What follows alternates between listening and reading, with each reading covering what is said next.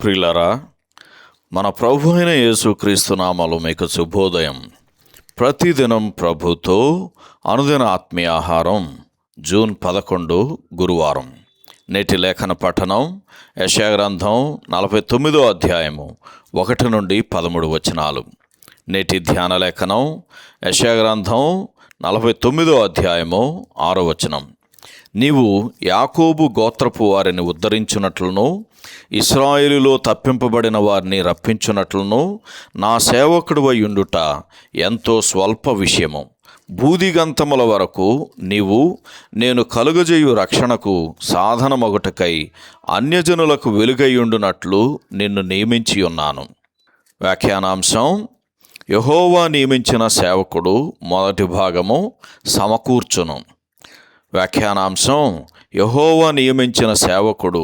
మొదటి భాగం సమకూర్చును.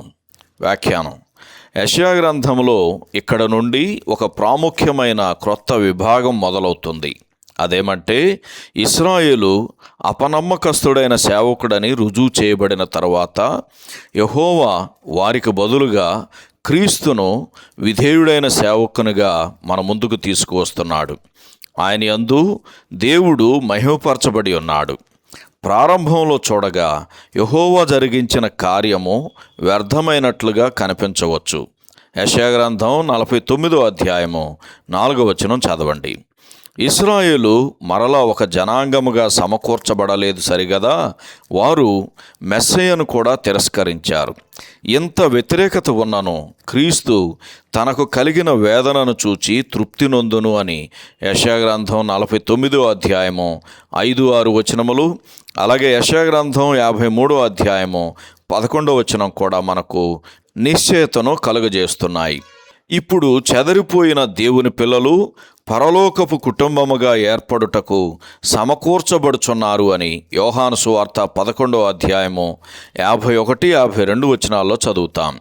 ప్రభువు తన ప్రజల చేత తిరస్కరింపబడుట వలన దేవుడు తన రక్షణను ఇప్పుడు భూదిగంతముల వరకు విస్తరింపజేసి ఉన్నాడు.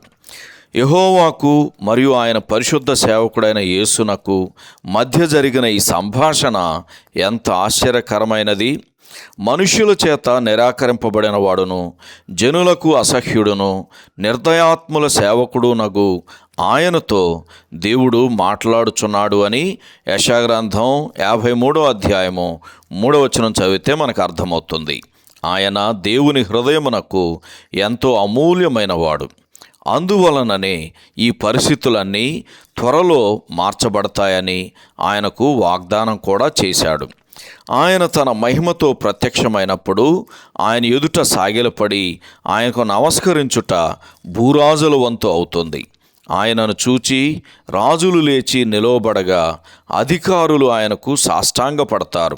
ఈ సందర్భంలో ఫిలిప్పీలకు రాసిన పత్రిక 2వ అధ్యాయము 6-11 వచనాలు కూడా చదవండి. సహోదరుడు జాన్ కోక్లన్ శుభములతో వందనాలు.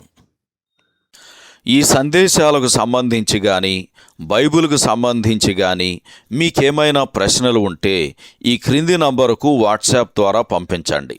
మీ ఆత్మీయ క్షేమాభివృద్ధి కోసం అనుభవజ్ఞుల ద్వారా జవాబులు అందించబడతాయి.